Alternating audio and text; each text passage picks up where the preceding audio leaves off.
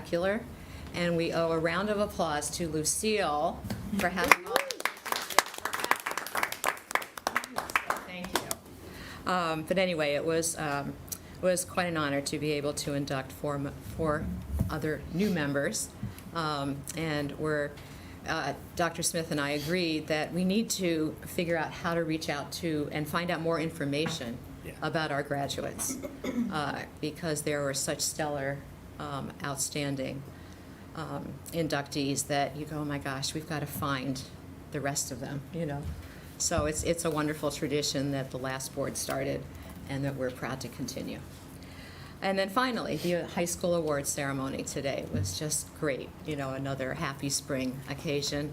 And thanks to Dr. O'Donnell and all his staff. And we need to note that Sue Mangan, who is the behind-the-scenes organizer, this will be her last one.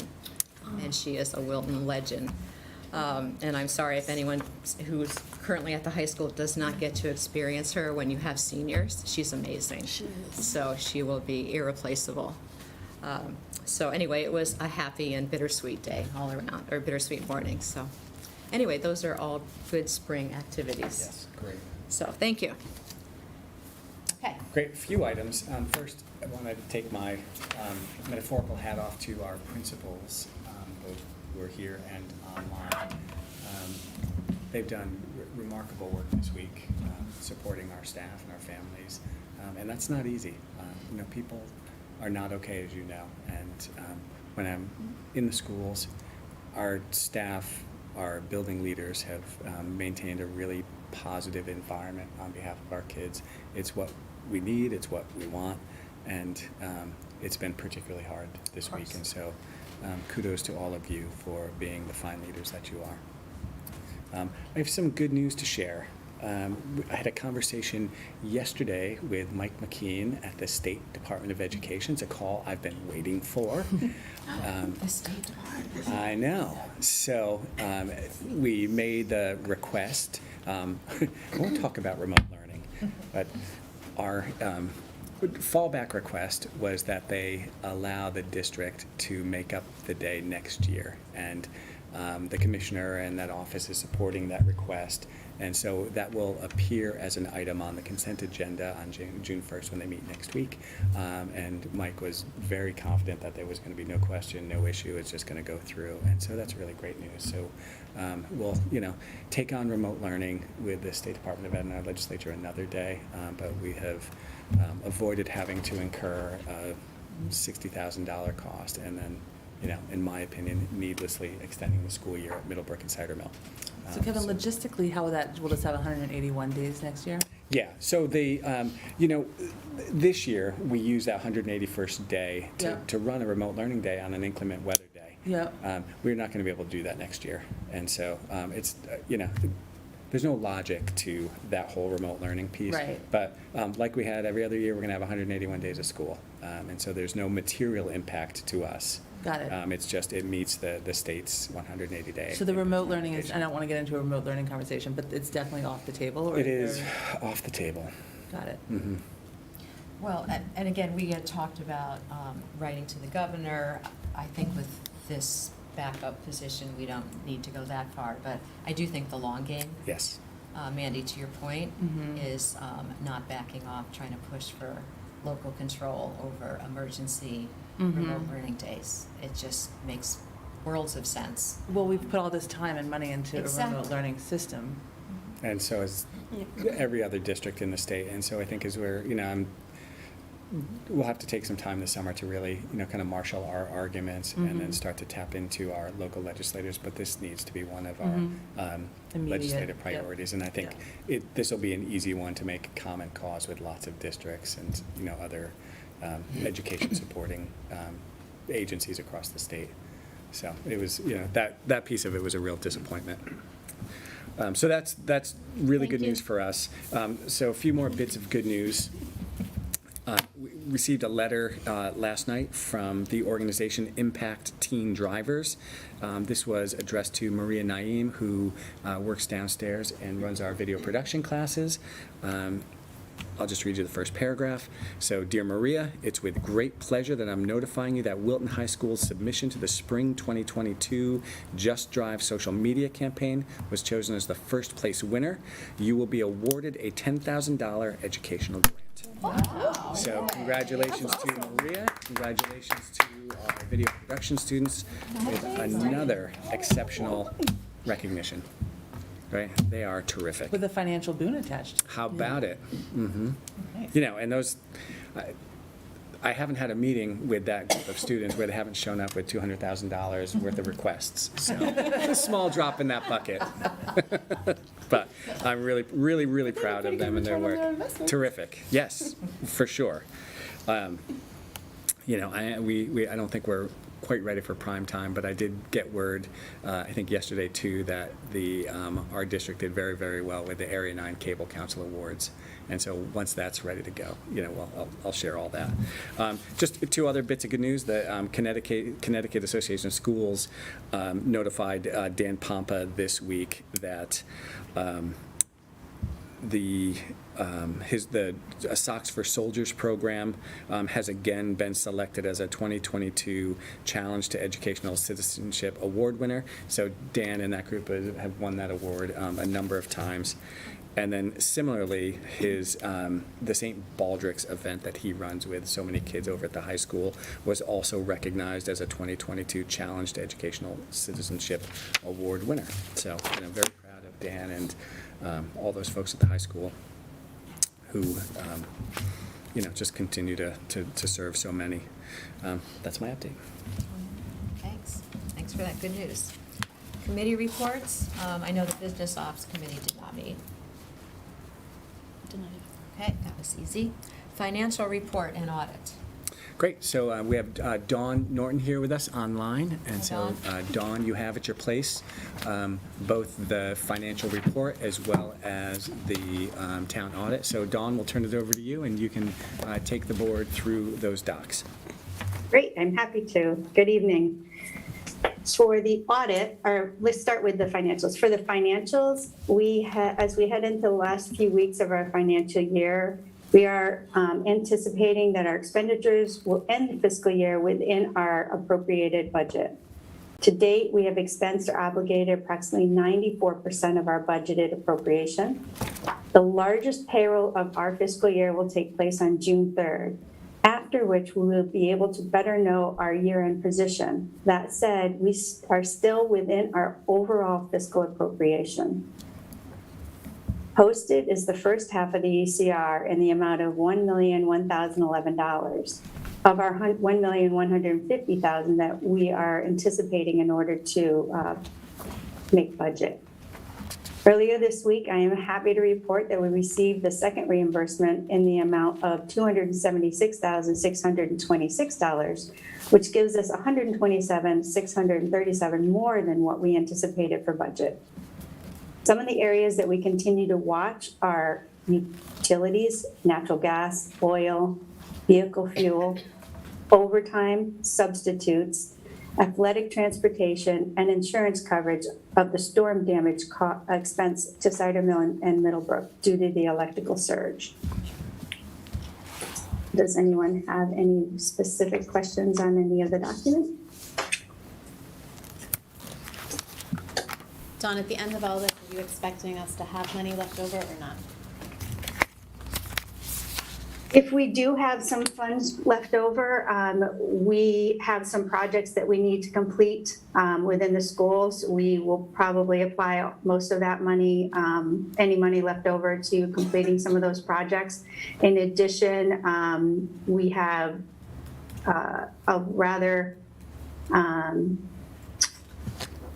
we need to cover our any fuel costs that we have. We have some overages there. In addition to that, any funds that are left, we'll put it in our insurance reserve in order to cover some of the insurance for next year should our claims come in worse than what we anticipate. Okay, thanks. Sure.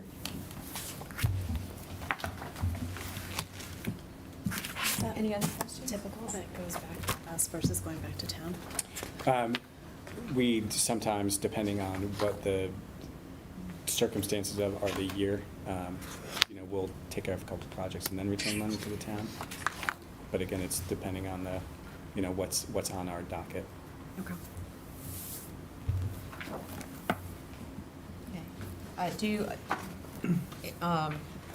Do we have all the information on special ed in terms of expenses? And there won't be any surprises in special ed expenses from now to the end of the year?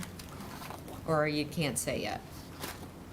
I don't think it's anticipated that there's going to be any surprises. I think we know what it is. We have, what, 3 weeks left of the year. Hopefully there aren't any surprises. Okay. Yeah, and I did meet with Andrea, I think at the end of last week, and we reviewed just kind of where we were, and, she affirmed the same thing, that while there's always a possibility, there's nothing on the radar. Good. All right, great. All right, so you're pretty confident that we're going to end up the year in good shape? Perfect. Okay. Great. Do you want to take them through the couple pieces of the audit? I'd be happy to. Before you is the annual comprehensive financial report. We used to call it the CAFR. It's no longer called the CAFR. I'm not sure if any of you have had a chance in the past to review any of the annual audit report.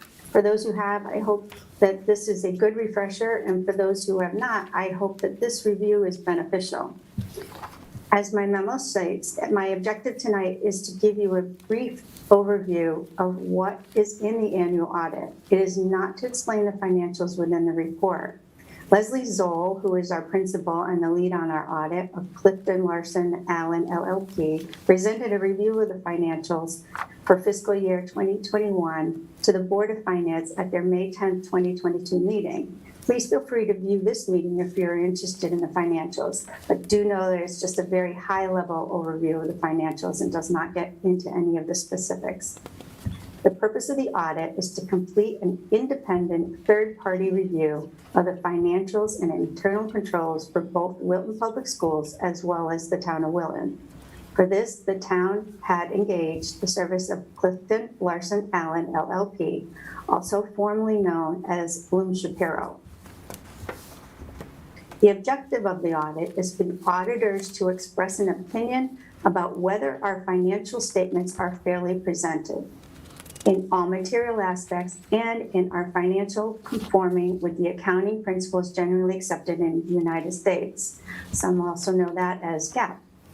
In addition, they conduct an audit in accordance with the standards for federal financial audits contained in government accounting standards as issued by the Comptroller General of the United States. Their audit tests of all our accounting records and a determination of major funds in accordance with the uniform guidance and single audit. The audit is conducted typically in 2 phases. The first phase begins usually around the end of the fiscal year. In our case, is in the July-August timeframe. Their goal at this phase is to process and understand the attitudes, awareness, and actions of those charged with the governance concerning our schools and towns, an overview of our internal controls. The review of both the town and public school financials begins with the auditors obtaining an understanding of our overall government, our environment, who we are, who's leading the entities, any economic concerns, etc., as they review our internal controls, including if we are following our procedures and policies. This stage of the audit is also a document gathering stage where we provide them with any new policies or procedures, updated union agreements, any relative contracts, changes in personnel, specifically those who have access to or control over our financial process, as well as those who oversee the governance of the town and the Board of Education.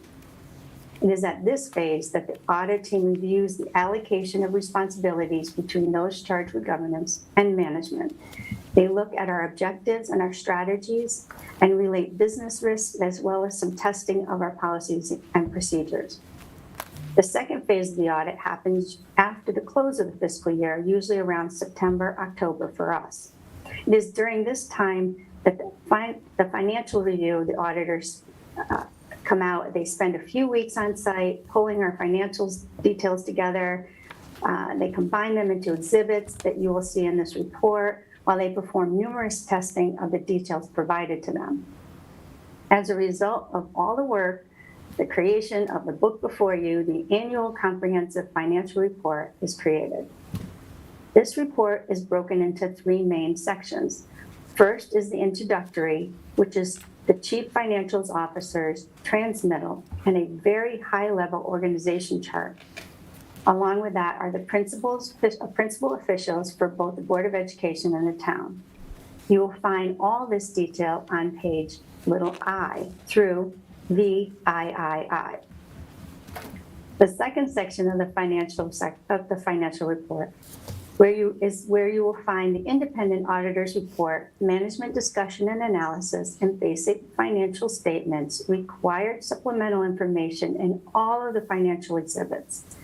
You'll find these details in sections starting on page 1 through page 92, which is the bulk of the audit report.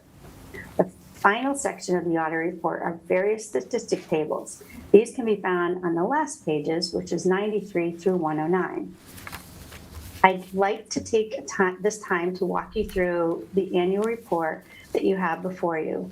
In order to not take up too much of your time tonight, I'm going to move a bit quickly through the book. However, I am hoping that my explanation of what is on the pages will give you enough detail so when you have time to look back at the report and read the details presented, that you'll have a better understanding of what's there. Please open your books to page I.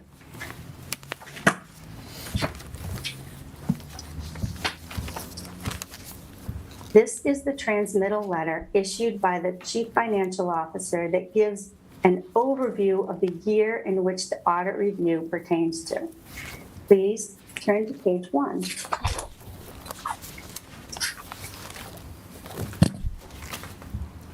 This is the auditor's opinion of our financials for the year in review. Here, if you turn one more page, you'll see at the top of page 2, under the opinions, that we have received the desired fairly presented for our fiscal 2020-2021 financials. Please turn to page 4. Page 4 through 14 is the management discussion and analysis. It's a very high-level summary overview of the financials. Please turn to page 15.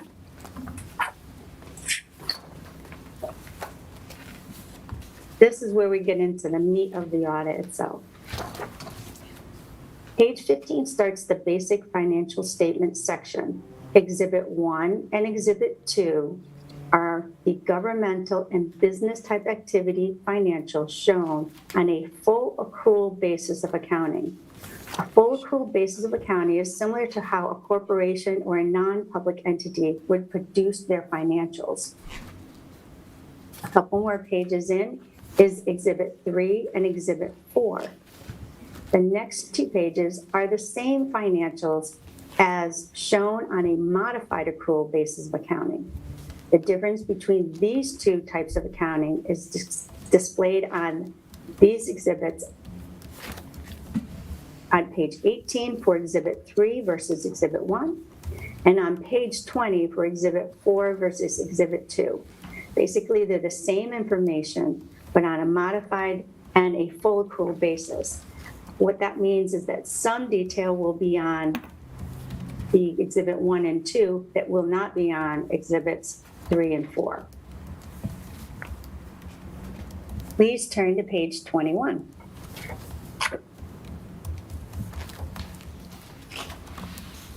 On page 21 is the breakout of what makes up the business type activities, which consists of the Water Pollution Control Authority, WPCA, the transfer station, and the internal service funds. The internal service funds in this instance consist of the medical funds of the town and school combined and workers' compensation fund of the town and school in total.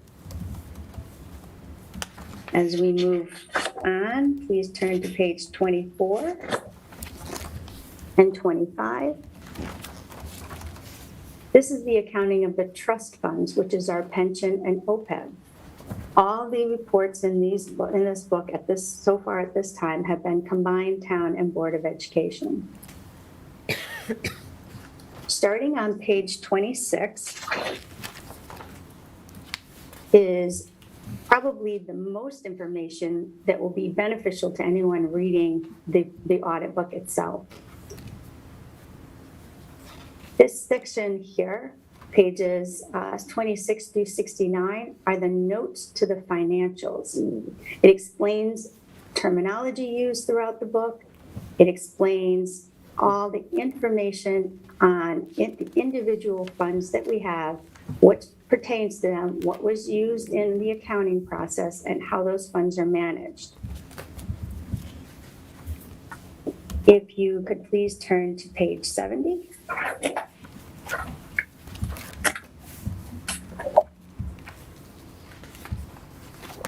This contains the required supplementary information and presents an accounting on a budgetary basis of revenue is shown on the RS1, and the budgetary basis of accounting expenditures are shown on the RS2 for the fiscal year. If you turn to page 73 on RS2, we finally get into one specific area of just the Board of Education financials. Here is the RS2 detail of the expenditures. About halfway down the page is the Board of Education in total. And it's shown with original budget, final budget, which means any adjustments to the original budget, and then the actual. It also gives a variation to budget to actual. It's important to remember that these schedules are presented on the budgetary form of accounting, and at the bottom of page 73 explains the difference between the financials presented as budgetary versus GAAP revenue, and that ties back to Exhibit 3. Please turn to page 84. Almost there. This section is a listing of all the non-major governmental funds. And I apologize for the layout in the book. It seems that whoever at the audit firm that printed the book didn't do a very good job. The detail of these funds is shown as part of the total exhibits in the beginning of the book under the overall governmental grouping. Here, you'll see Board of Education's grants, school lunch, student activity, and continuing education programs, among others. And lastly, continuing to page 88, starts the review of the combined board and town internal service funds, which include the medical funds and the workers' compensation. The very last section of the report is the statistical section, with various tables of useful information used by readers of the audit, the auditors, when they do their overall view of the school and town, and is also taken into consideration when we have a rating call for our bonding. That's my review of the audit book. Any questions on anything? Dawn, what page were the athletic fees, tuition, continuing ed? I missed the page number you gave for that. I don't necessarily, you won't see that broken out. I don't think it's broken out within this book, Okay. that specific detail. If it were a fund in itself, it would be broken out, but the athletics is not a fund in itself. And the auditors choose only to, at this time, we can change that if we want, to show the total expenditure budget for the Board of Education on that one RS2. Okay, and then continuing ed, that's not a fund? No. Okay, got it. And my last question, and again, I need to go through this because, you're up here and I'm down here. It's actually, on the continuing ed, in the, what pages? On the schedule that you didn't like, the way that it printed. Yeah, Yeah, exactly. because they're like It flip will- odd in the book. Yes. It's on there. Yep, that's continuing. Continuing ed is it's called the Special Revenue Fund. It is a fund in itself. And the reason that it is considered that way is because it's supposed to be self-containing. So if you look at those pages, you'll see that you have revenue expenses, you have a basic P&L there, but you also have balance sheet, assets, liabilities are there. And then a fund balance in that fund is on page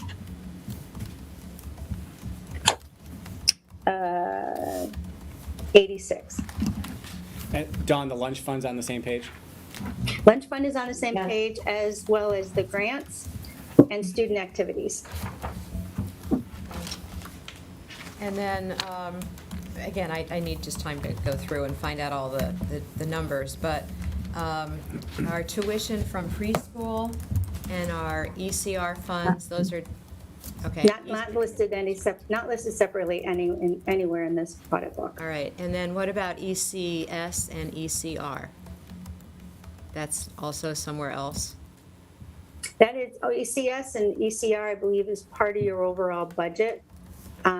So therefore, it's part of that expenditure grouping of the total budget that is on the RS2 page. Okay.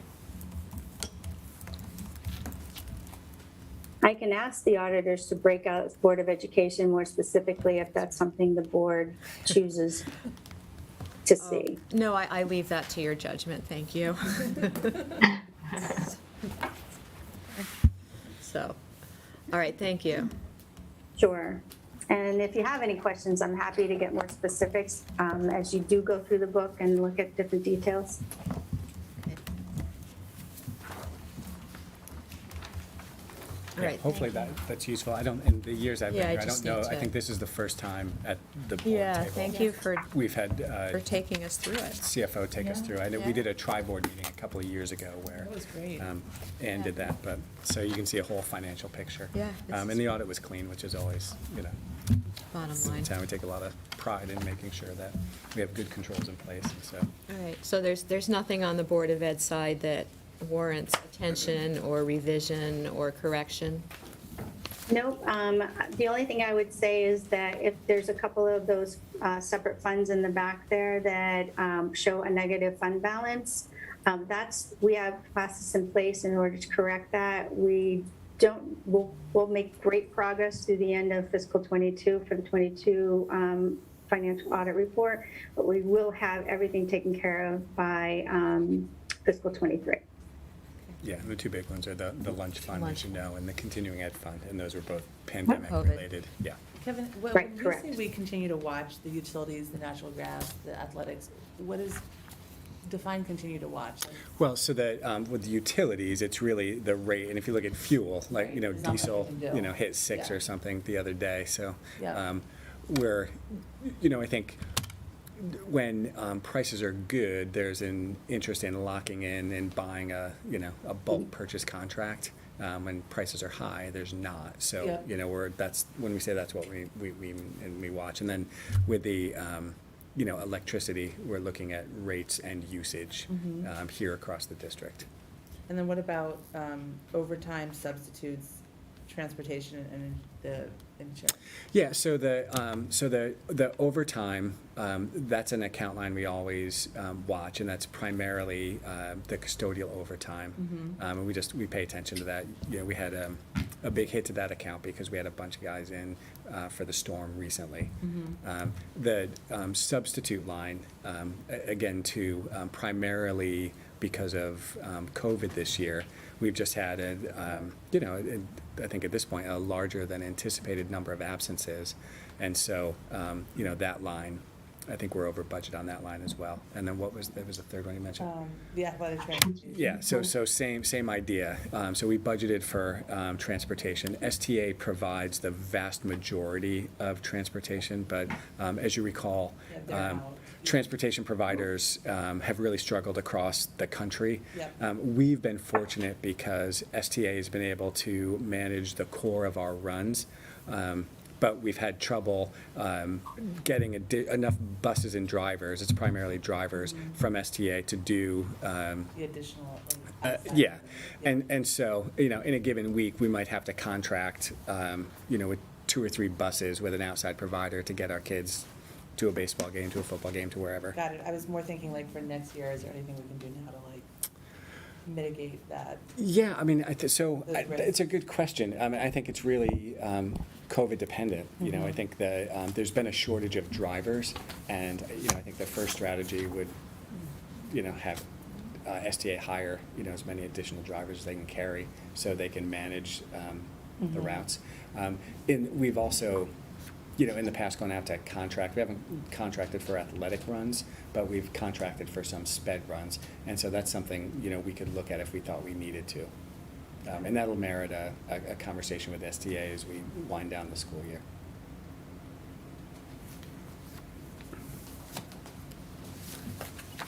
Other financial questions? All right, thank you, and thank you, Dawn.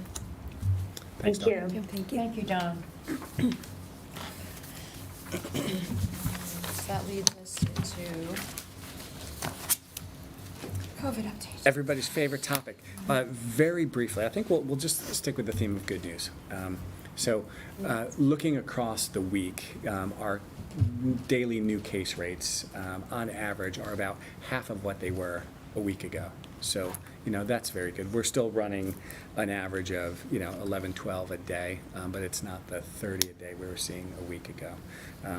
As I track the larger databases, so the Connecticut database, they're reporting a week-over-week decrease of, I think it was like 90 to 60 week over week. So that's a good indicator that, we're coming out of this surge. And then similarly, COVID Act now has moved Fairfield to the medium risk level. And we're also in recent days seeing a downward trend. We're not free of COVID by any stretch of the imagination, but we're seeing a decline in case numbers. The highest number at present is at the high school with 21 active cases among students, and then the remainder are more equally distributed across the 3 lower schools.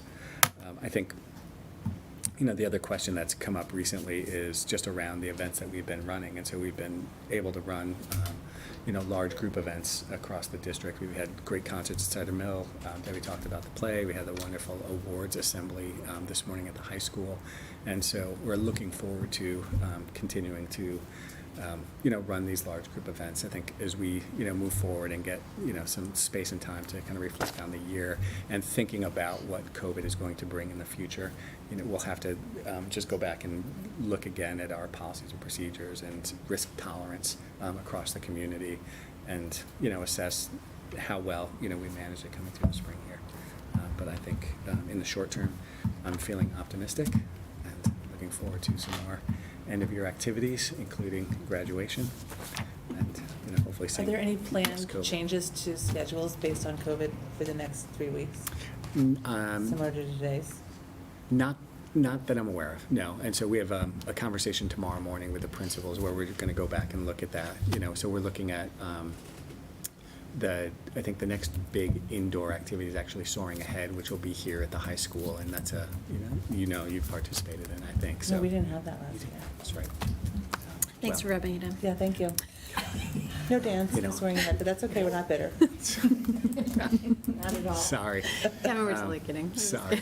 And it's like, No, but I'm glad that they're having it this year. yeah, but I do think, so again, just on the note of, individual risk tolerance, one of the things that, we have to talk about with Jory and Company is setting up a live stream option for those families that, Who choose not to. who choose yeah. not to come, yeah. Right. I mean, if the weather is nice, is there the possibility to move it outside if people are concerned, or is it too hard to pivot, or what's? I'd have to talk to Jory and his team about that. Okay. I mean, with enough planning and time, you can move anything outside. I think the weather and how reliable the weather forecast is the one variable. That's also a nighttime event, so you've got the setting sun to deal with as well. Can I ask a question about that? I was, in the field house today and reminded of just how high that ceiling is Mhm. and how many doors there are. So is there that much difference if you have the ventilation system on and you open all the doors up, is there that much difference between being inside and outside is kind of what I was asking. There's a lot of, for an event like that, you're talking 1,500. Yeah, but it's a big 1,800 space people. to spread out. I mean, it's, it's. Yeah, I think we could get a technical answer to that question. We could have Mark measure No, I don't want to, airflow. I don't mean that, but I mean, I have- of our I- ventilated yes. spaces, it seems like that's on the better side. Just because of the doors, and I heard huge fans today. The ventilation system is huge. Yeah. But I think it can feel close in there when you've got a large crowd. Is that where it is, the soaring? It is. And how many people does Clune hold? So like when it was packed for Legally Blonde, how many people are in there? 800. Clune 800? 800. Yeah, we'll have, quite a bit more than that. Yeah. That would feel definitely. For sure. No, I think it's interesting, we don't think about things like Legally Blonde, but then soaring ahead becomes a conversation, and I know it's because people are choosing to go. Yeah, so that was one of the, when Right. Bob and I were talking about the awards assembly last night, I think, and that was I think it's an important factor is people's decision-making. Choosing, yeah, And, yep. I think that's one that we shouldn't No, I think it's great to have the choice. take lightly. Yep.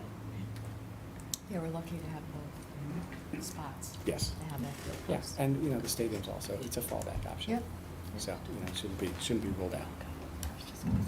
And graduation's outside. Graduation is outside, and that's the most amazing ceremony ever. Definitely worth attending. Okay, thank you. So you're taking us to Walt Disney World? Yes, so I wanted to make the board aware, you can file this under return to normalcy. A week ago, the high school music department submitted a field trip request form to take a large group of students to Disney World for 4 days next May. Per our field trip policy, because this is a domestic trip, it doesn't require board approval. I get to approve it. I intend to approve it. So I just wanted to take a moment tonight and just make the board aware that they've made this proposal. It's wonderful. Disney World has a long practice of hosting large musical groups from high schools all probably around the world, certainly locally here in America. And the experience is very strong. So it's a part business, part pleasure trip. The kids will go, they'll perform, they'll work with some of the Disney singers, they'll record some of their pieces in the Disney recording studio, and then they'll get to have some time in the park.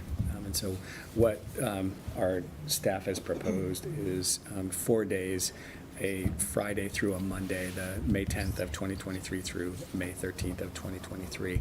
They put this in front of me now because it's expensive and they want to have as much lead time to fundraise as possible. So I'm excited for them. I fully endorse the trip, and I'm hoping they can do a ton of fundraising and get as many kids to go as are interested.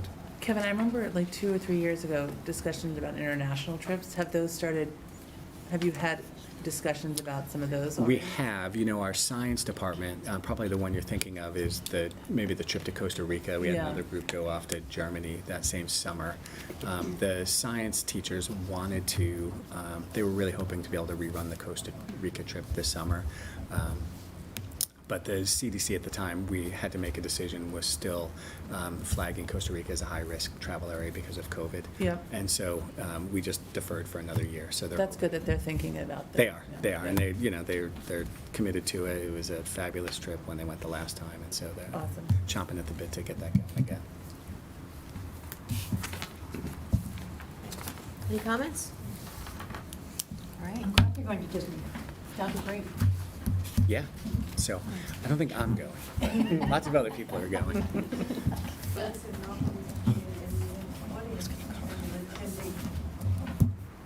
Okay, unless anyone has questions, I don't want to burden him. Oh, no. He can Good thought. just Yeah. know that. And that's an adjudication? I thought it was an adjudication, but when I'm reading the application, I don't believe it's an adjudication. Oh, okay. So it's a festival? All Yeah, right. so it's a live performance and professional recording studio experience. All right, they have that itinerary. All right, I'll read that more closely. So thank you for the update, and as you said, it does seem to be a return to normalcy, so thank you. Looking forward And I'm to it. also personally glad, and I know Jen will join me on this, that it's a 2-day out-of-school thing versus longer Yes. than that. Yeah. And that was by design, Yeah, I appreciate because that. our music Yeah. teachers are very mindful of Yeah. that. Okay. The next item is the MAP and school action plan updates for Miller Driscoll and Cider Mill.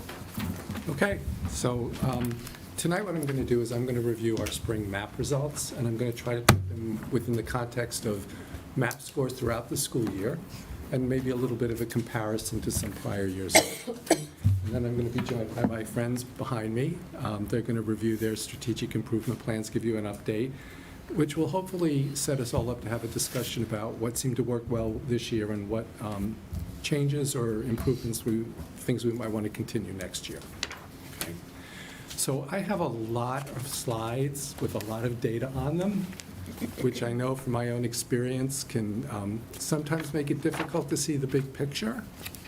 So before we actually look at the data, and because I've had some opportunity to live with this and think about it, I just wanted to kind of share with you my observations and thoughts about themes and kind of big takeaways. I actually prepared my remarks in writing just so that I don't forget anything and so that I can sound somewhat coherent at this time of night, so you'll bear with me.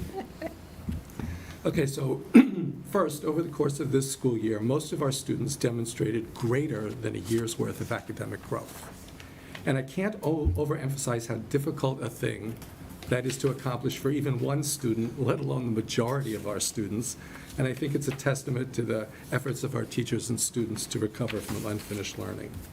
It also supports the efficacy of the components of our accelerated learning framework, which, as you may recall, include prioritizing content, focusing on grade level academic tasks, providing appropriate scaffolding and supports to our students, and engaging in ongoing responsive teaching through the use of formative assessments.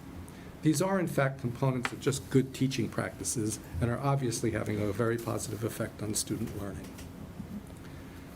Second, the rate of growth appears, in general, not in every case, to have been slower in the second half of the year. And I think there are a number of reasons for that, all of which stem from the lingering effects of the pandemic. And I think this is particularly true at Cider Mill, which was impacted to a greater degree by the more recent waves of COVID. The amount of both student and teacher absences since January has undoubtedly impacted instructional time, the momentum of learning, and the ability of administrators to provide support and oversight. This school year was also marked by significant social emotional learning challenges and mental health and behavioral concerns among our students. Many of our teachers have observed that students don't seem to know how to do school anymore, which I think reflects an immaturity in executive functioning and overall learning dispositions, which is understandable given the extended disruptions to their school experiences these past several years. And many of our most vulnerable learners are also exhibiting dysregulation that is more extreme than usual. All of this has had an effect, to varying degrees, on classroom management and learning, and we just need to be mindful that years of disruptive learning may require years of learning recovery. Now, that said, I am still encouraged by the amount of growth our students made this year, and I'm confident that we can continue to build on that growth. I believe that we have put the right things in place to support our teachers and students with unfinished learning, and that we can continue to enhance and refine those supports moving forward. And as we review this data, I will try to share our best thinking around which grade levels and instructional domains we need to focus on next year. Okay? So Lucille, if you could just forward to... So what you're seeing here are the percentages of students who meet benchmark. And we have winter and spring. We don't test kindergarten students in the fall. We like them to get acclimated to school before we test them. So for kindergarten, we only have winter and spring. But what you'll notice here is some nice growth. We started at 47%, we got up to 64%. What I think is particularly encouraging about these results, if you go down to the bottom under foundational skills, that was our highest score. Foundational skills are things like, particularly in kindergarten, phonemic awareness and the beginnings of phonics. And as a result of our curriculum review a few years ago, we put into place Hagerty screening, Hagerty curriculum, and the TC phonics units. And I'm seeing some positive results of that. Next slide. Here's math. Again, some nice growth. Pre-COVID, this group was at 60%. So the kindergartners 3 years ago were 60% Yep. at the end of the kindergarten year? Now, OAT stands for Operations and Algebraic Thinking. That's an important strand. It's a very good predictor of future math success. So again, I think that's a good sign for this particular group. Next slide. Okay, this is first grade. Again, notice from fall to spring, some nice growth, some nice consistent growth. Pre-COVID, this group was at this grade level was at 74%. So Chuck, just to clarify, when it says spring, it's spring first graders, not spring this first grade. Correct. Spring 22 is this first grade. Spring 21 is first grade last So year. it's now second graders, so it's not Yes. this subset of cohort. Yes. Got I'm it. going to show cohort data later. Got it, but when you were describing earlier, those kids pre-COVID, you were describing, Kids who were Looking in back. Got kindergarten it. way back. got it, We tend to look at both within cohort and cross cohort. Got it. Because they provide us with different information. There are pros and cons to looking at both. When you look within a cohort, you can't assume that the curriculum is equally difficult across the grade levels, right? When you look across cohorts, you can't assume that the cohorts are the same. They're different groups of kids. Kids, So yeah. we kind of triangulate the data. got it. So again, for this first grade ELA, some good growth from fall to spring. Again, foundational skills look very encouraging. I do want to alert you to the fact, and Kathy, I'm going to ask for your help with this. I'm under the impression, and I could be wrong, that we had a rather large influx of students this year at Miller Driscoll. Very large. Yeah, came one. I think you want me to give you the numbers? Sure. I just happen to have them right here, Chuck. We had 45 students who were new to first grade this year. So again, that could be kids who, were in a pod last year in kindergarten or kids who moved in. And we had 36 new students in second grade. So it's a lot. That's a lot of kids. So is that, looking at the language and writing, do you think, not to point out the one point that, do you think that It could be. skews this a little bit? Yeah, because for those new kids, we Mhm. don't know what their prior What they level came from, was. yeah, yep. Okay, next slide. So this Chuck, is- can you just remind me one? Sure. The 60th percentile, is that like what the test company says that's the benchmark to look at? Yes, because students who achieve at the 60th percentile or greater on the map generally will make a 3 or 4 on the SVAC. Okay, got it. Anybody who falls below the 60th percentile most likely will get a 1 or a 2. And what year did the SBAC start? 3. 2000, No, but I mean, what? Grade 3. Third. grade 3. But I do the, Yep. we use the same benchmark. Got it, yep. Got it, okay. So, where are we? All right, so this is first grade math. Pre-COVID, they were at 68%. And again, nice growth from fall to spring. I don't think we put the next slide up. I think you're one. Yeah, next slide. Yeah, you're one slide ahead of us, John. Did I not do ELA? No, you did. No, no, yeah, there's a lag here.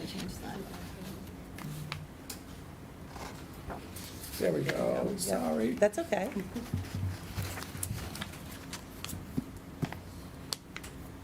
Right again, pre-COVID, 68%. Right, next slide. Okay, this is grade 2. Pre-COVID, they were at 73%.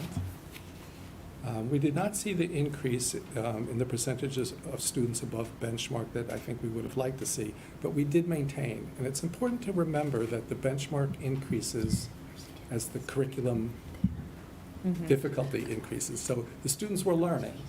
We just weren't able to get more kids to benchmark. And, I would point out this particular cohort, we're in lockdown at the end of kindergarten, and we're in hybrid all of first grade, where we did not share materials. Okay, next slide. Again, some nice growth. Pre-COVID, they were at 85%. But again, good growth fall to spring and much better than last year. For this particular group, we're going to need to look very carefully at the operations and algebraic thinking, both for this cohort as they move into third grade, but also the incoming first graders. What did you say the pre-COVID was? 85. 85. 85, thank you. Okay, next slide. Grade 3. Now, pre-COVID, they were at 83%. And did we have the same influx of students in, no? I didn't bring my little handy dandy charts on Mine, exactly. I just knew it was a lot, a Yeah. lot. I don't recall. Not as Maybe many. half the number. Third grade, we typically have more. Yeah. Yep. And so I know it followed the trend, but it wasn't as much as they had Ours down. was great. So this is the story that I was talking about before. We saw very good growth from fall to winter with a slower rate of progress the second half.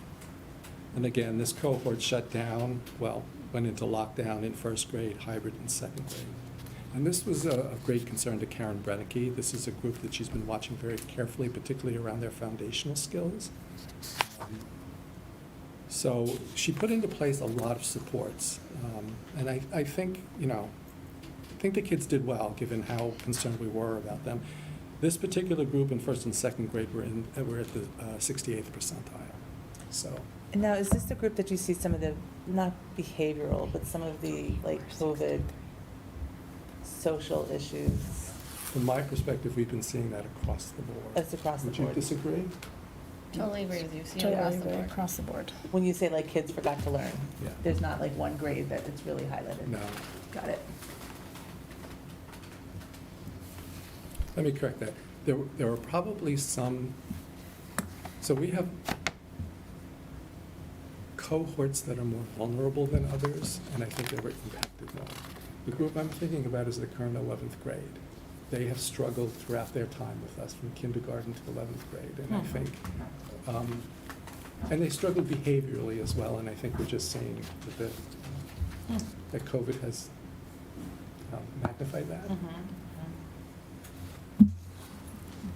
Okay, next slide. So this is math in third grade. Pre-COVID, they were 71%. There was good growth from fall to winter, but then a dip from winter to spring. But they were better than last year.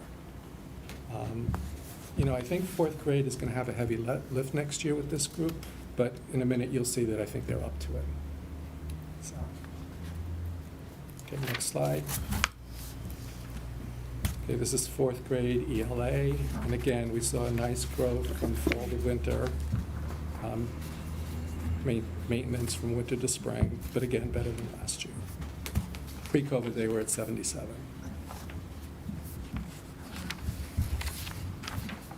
Next slide. Okay, this is fourth grade math. Pre-COVID, they were at 61%. And again, I think quite an impressive growth across the year, and much better than last year. Next slide. Okay, pre-COVID, this is fifth grade ELA. Pre-COVID, they were at 72%, so we're getting closer to having recovered to where we were before. Chuck, why do we never see, like, 80s and 90s? Right now, we don't see 80s and 90s, I think, because of the pandemic, but I have some data that I think you're going to like at the end. But I mean, do you, like, typically look for, I mean, it seems like we're right in the 65 to 70, like, how do you define success? take the pandemic out of it. Okay, generally speaking, you want to see that 80% of your kids are meeting benchmark. That's a kind of a rule of thumb that your core curriculum is meeting the needs of a Got it, so significant. 80% is our, okay, that's what I was kind of getting at. And I'm not saying this isn't good, I was just No. curious what, like, good looks like, kind Yeah. of non-pandemic. Got it. Wait, but do you mean 80% at the 60th percentile? Yeah. 80% of the kids are hitting the 80th. 60th, Right, not that's right. 80% of the kids, yeah. Yeah.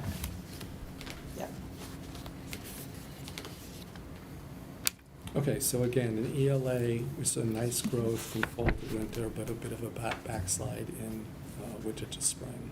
And it's very perplexing, especially in the literary area, because, that's fiction. We have wonderful units around fiction. I can't explain what happened here. We're going to need to study it more, and we're going to need to shore it up in 6th grade.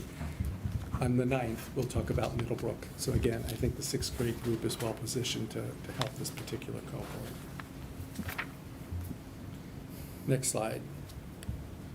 Math, pre-COVID, they were at 59%. So very nice growth and consistent growth across the school year. But I think we do have more works to do around operations and algebraic thinking. Okay, next slide. I'm going to talk for a little bit about special education. Really quickly, Chuck, Sure. before can you go back Can one we go slide? back? Do you have, not that I wanted to see it right now, but do you have the data that shows like the bell curve? So after that 60th percentile, what happens? Like what percent of the kids are at 80th percentile? Yes. You do have that We data? can give you the numbers. So, And where does that bell typically? it varies by cohort. Hmm. But you'll see something at the end here where I can show you the numbers and percentages at each level. Oh, great. And I didn't expect you to have that, but I was just curious if you had that data. But okay, Yeah. great. And Chuck, just one more number. I probably just missed it, but the ELA grade 5, pre-COVID? 72%. Okay.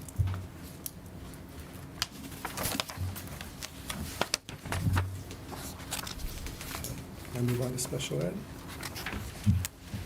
All right, so this is the percent above benchmark for students who receive special ed supports and services. You'll see in K and 1, very good growth. And what is benchmark equal Y? That means that, yes, they're in special ed. Oh, got it. And the benchmarks are the same though? Yeah. Got it, 60th. Sped equals yes. I'm sorry about that. That's okay. Math, you put that in there. I was like, Y equals what number? I Should we don't figure know. for Y? It's a math test. Got it. It's kind of how we do the spreadsheets. Yeah, it's all good. Yeah. I'm not sure what's going on in 2nd grade. We're going to need to study that more. Yeah.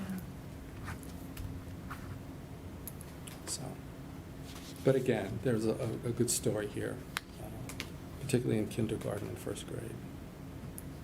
And this is any special ed? Yes. Kindergarten, great. Chuck, do you have more students in 2nd grade that are in? Okay. Yes. So it's a denominator issue. It could be. I also So would be is curious this- to know, on the performance areas that kind of had more of a drop-off from winter to spring, kind of what the absentee rates were Yes. during that time for both the kids and The staff. teachers. Yeah, We could try to do that yeah, analysis. it would be, because I think that's going to be a problem that's going to continue Yes. into next year, and I think how we Yes. manage that is going to, You're previewing my comments. oh, sorry. That's okay. I'm glad you're thinking. Yeah. Chuck, any observations about why the pattern, diminishes K1 and 2 in special ed? Is that material? Is that, difficulty and the gap starts to appear? Or is it because they're totally different cohorts of kids? I think a lot of it is a cohort issue, and I think some of it has to do with, the 2nd grade, the curriculum ramps up a lot in terms of the thinking that we expect from kids. So. Yeah, no, I'm Kathy, just, would you- they did both of them. I think did. that's a Right. piece of it, but I think you have to realize that the effect on the kids over time So the students right now in second grade, right, every single year of their elementary career has been impacted by COVID. Yeah. And many of the students who are in special education had parents who kept them home last year. So even when we were hybrid or in for 4 days or things like that, a So lot of this those is kids degree were of home. COVID impact versus Absolutely. Yep. the material is like It's super both. ramped I up? mean, I think the material ramps up. Okay. And the level of independence and stamina that you need to take the test is very different. So the map has changed over time. It's much more difficult. The baby test that they call our test the baby test at Cider Mill. But it is much harder, and there is much more that the kids have to read independently as opposed to listening and being able to answer in that way. So it ramps up, but then with this particular group, the COVID piece is huge. That's a good point. I mean, kindergartners, there were 3 during the height of the pandemic, like they, So. yeah, It's hard. crazy. Okay, next slide. This is Cider Mill Special Education. Actually, very good growth except third grade math. Mm. We're going to have to look into that. So Chuck, this is saying only 12% of the kids are at the 60% benchmark. Yes, in math. On the spring administration. For special ed kids. For special ed, yeah. And they were at 35% in the winter? Yes. That's, Now, we'd have to look at who participated Yeah. in the testing. I don't know. is it the same number? I'd have to look. Okay. We did have, I think, well over 95% participation rate for all of the administrations. But I didn't disaggregate it by special ed, Right, so I'd have to okay. look. And do these numbers ever get skewed? Like, do you ever have situations that a larger number of children are in special ed in the spring that were not in special ed in the winter? Or is Yes, and I'm going to go over that soon. When we look at the number of kids, I'll show you. Special ed is fluid. Right, So that's is what I was intervention. thinking. Kids kind of go in and out, so Yeah. it's very hard to get a hard, It's not this, it's not apples to apples every year. Yep, I get it. And do you have a sense of the size of the group? Because sometimes the swings, the smaller the sample size, so we just don't have a sense of, right. you know, So one of the is that reasons- 20 kids or 50 Yeah. kids? That's all. I had the numbers in there, Debbie, but some of them are so small that we've been advised not to share that information publicly because it could inadvertently allow some members of the public to identify who those kids are. But I could get you those numbers. No, I'm just saying, but each kid, if it's a group of 10, Yes. then any one who goes down, Yes, there's a it skew the huge. number. Yeah, it skews the Absolutely. number, it's different. Right. Yeah, so I just think we ought to be careful. And that's why it just helps to know this The group story. size. Yeah. Do we have classes that the special ed numbers are that small? Classes being like third grade or fourth grade? Some of the numbers were very small. Yes. For the special ed or for the special ed taking the math test? Especially taking the math Got test. it, got it. Okay.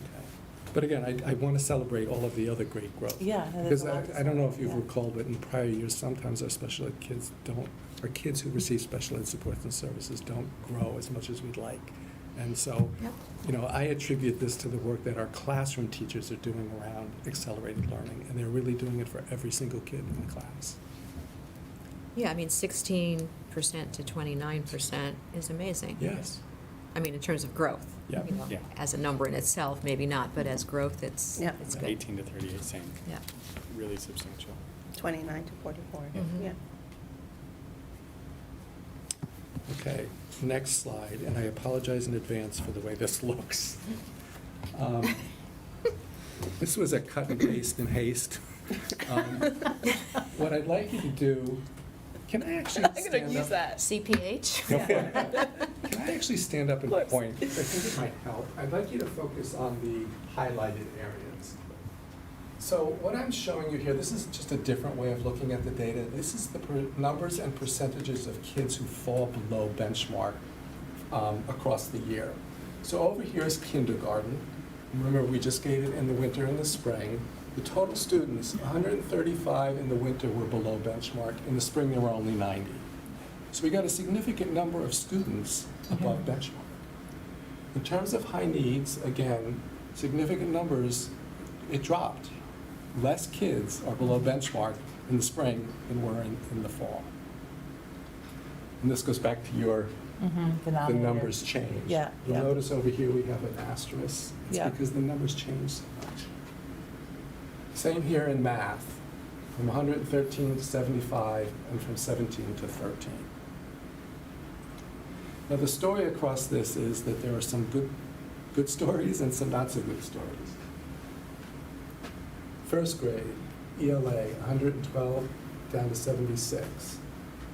We went from 15 to 23, which you'll notice the percentage went down a lot because kids were added to special ed. In math, 108 to 84.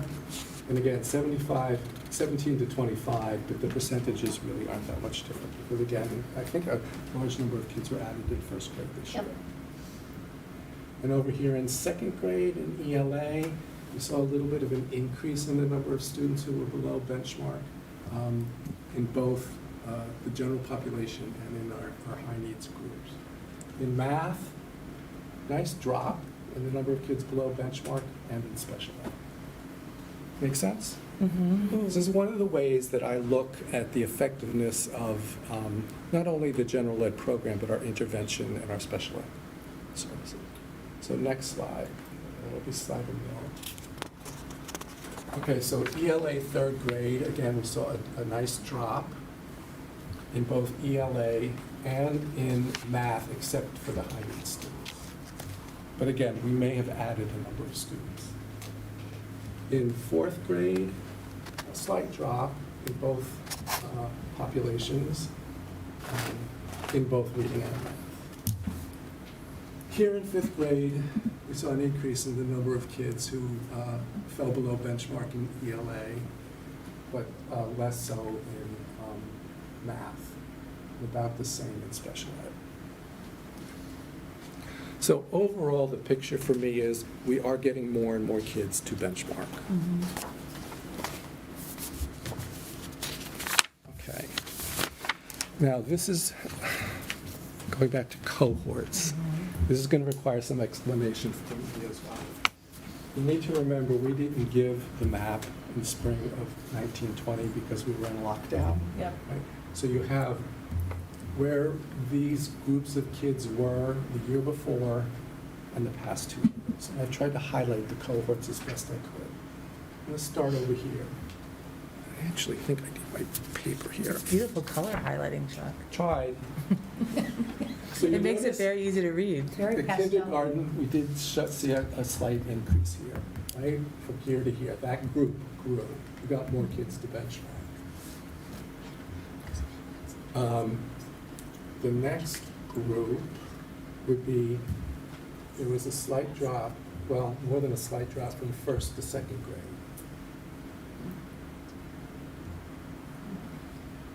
Right? That was a decrease. Now, this group here went from 68 before the pandemic to 68 after the pandemic, and now they're up to 73. This group started at 74 before the pandemic, went down to 66, and back up to 79. I think that's a nice recovery for that group. And then we have 83 to 68, which was a drop. That's due to the pandemic. So that 83 to 68, is that, like, that seems like an outlier. Yeah, that was a more significant drop than some of the other groups. And that's the current fifth graders? No, they were fifth graders last year. Sixth. Oh, that's right, we're in We're in sixth 2022. grade. I Yeah. didn't show you because we weren't doing That's all middle right. school. Have you seen an increase after that? Yeah.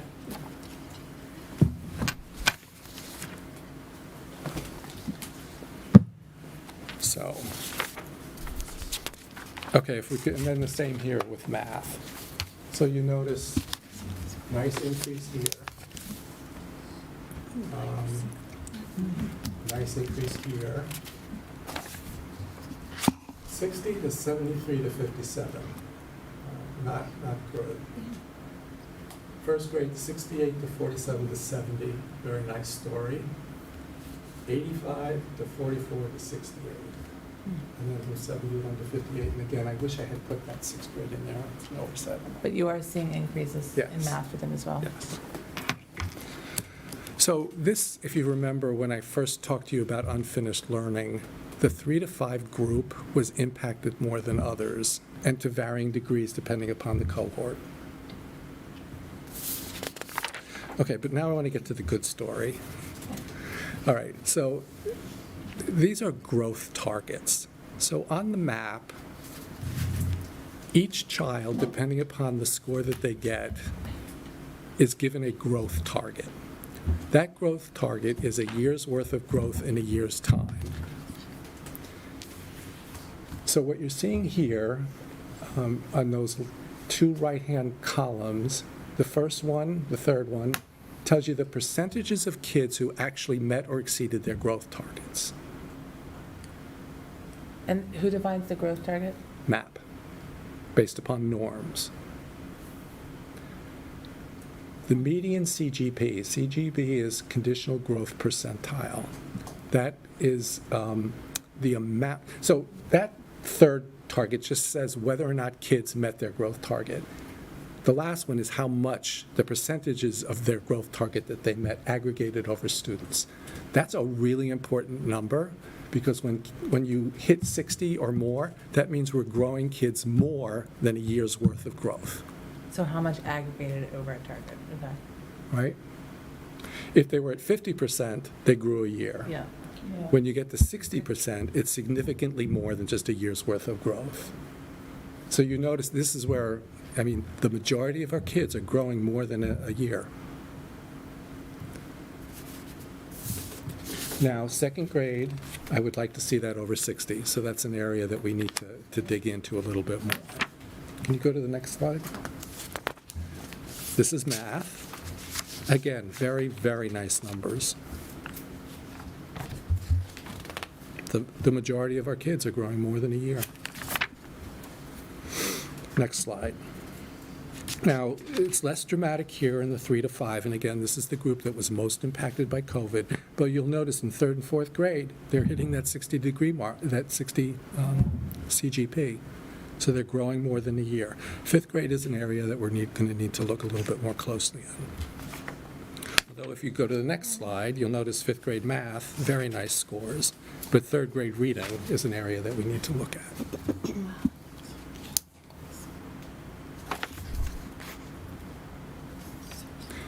So the pandemic has had a complex impact on different groups of kids. Yes. And it's hard to tease out exactly what it is. Okay. Next one. This is special education. Again, very good story in 1st and 2nd. Not so much in kindergarten, but, you know, I don't know, Kathy, you can chime into this, but with our kindergartners who receive special ed supports and services, I believe it takes our teachers a while to get to know the kids, and I think over time, across their time at Miller Driscoll, we see increasing effects of the special ed supports and services. Would you add to that? I would. I'd also add that students who are in special ed in kindergarten, because many of them came out of our preschool, have more significant disabilities. You're right. And the other students aren't identified until a little later. Now, when you turn to the next one, you have almost the exact opposite. They did great in math. 2nd grade, not so much. So that's an area we've really got to look at more closely. And again, same groups, but disparate impact. No common thread, you know. Right.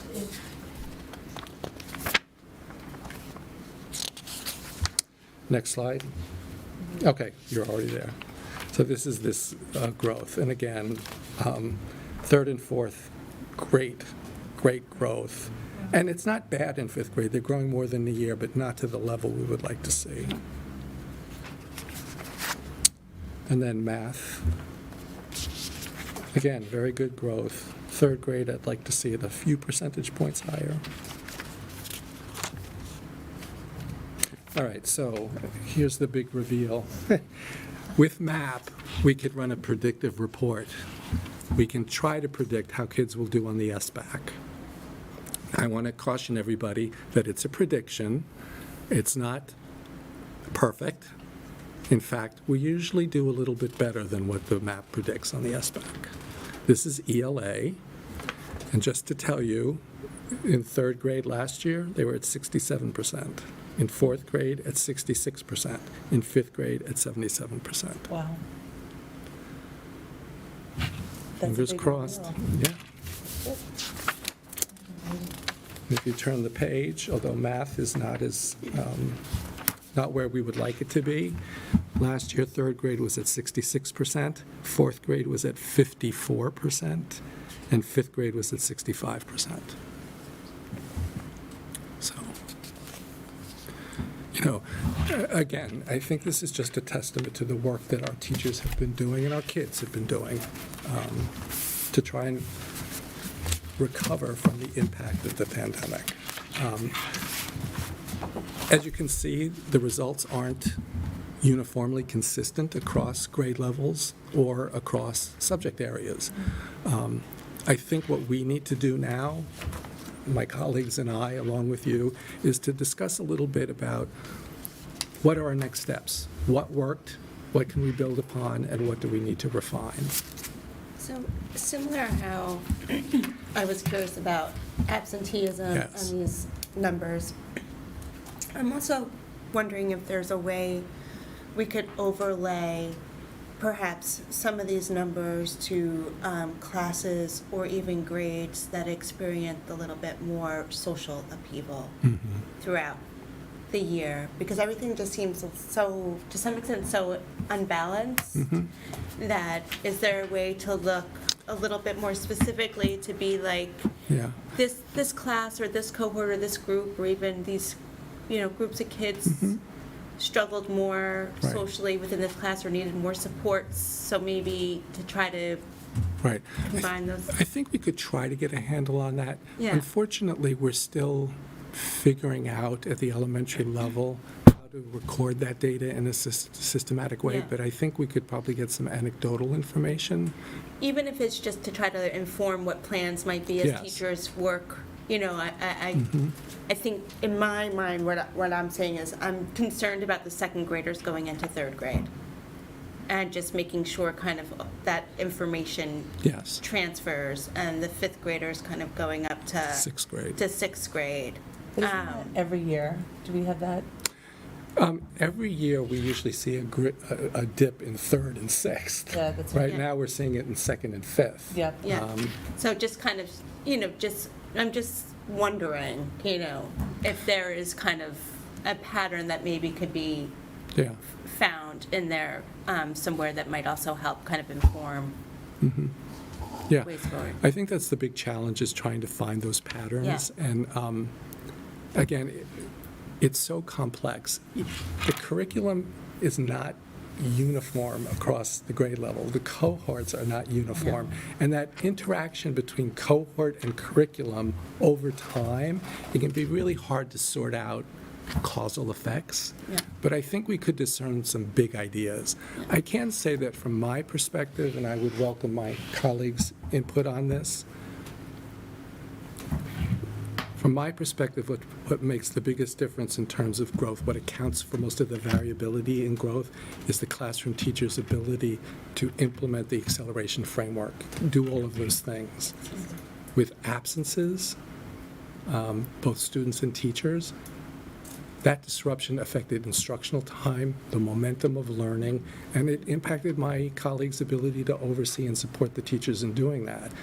So my 2 cents is, if we're going to try to solve any problem, it's about minimizing the disruption and making sure that our kids are in school as much as possible, if that makes sense. No, it That's my does. opinion. No, it definitely makes sense. I think also that kind of goes with where we're seeing some of the dips. I think are also, the second graders who, they've been disrupted since kindergarten. Yes. And it's a combination, I think, of, social growth and then compounded curriculum Yes. growth, kind of one being displaced and one ramping up and meeting at the Yeah. same time. So just Yeah. how we, with the with also then with the absenteeism, trying to figure out how to. Yes. I am working with Kim Zemo because we want to, how do I say this? I think to a certain extent, we need to push the reset button at the beginning of the year and devote some time to helping kids to acquire those skills and dispositions they need to be learners. I think to a certain extent, some of our teachers were expecting that kids would come in like they usually do, and were a little thrown when they didn't. And that just created a dynamic between teachers and students that didn't always spiral in a positive upward way. So this summer, we're going to be working on a toolkit. We usually give a toolkit to teachers around social emotional learning, but for this, I think it needs to include things about executive functioning. Like, kids really need to be taught how to behave in school. So that's one of the strategies that I think we need to look at. Chuck, you commented about, people saying that the kids don't know how to do school anymore. It's interesting your teachers are seeing that, because I think people in our community see that as well. I think that they find that the kids,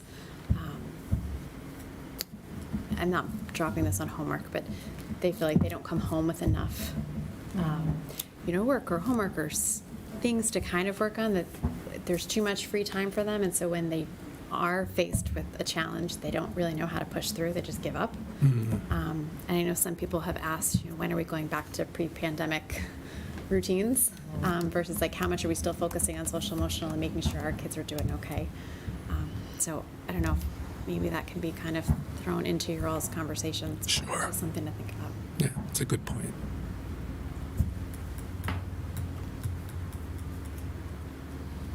Thank you, that was great. Very informative. The predictions, that's done by us or MAP? MAP. MAP does When that? do we get the SBA scores in? So I'm hoping by July. They're much quicker than they used to be. We didn't get them until August in prior years, but now it's pretty quick. And were our attendance rates for the SBA, what were they like this year? We're still testing.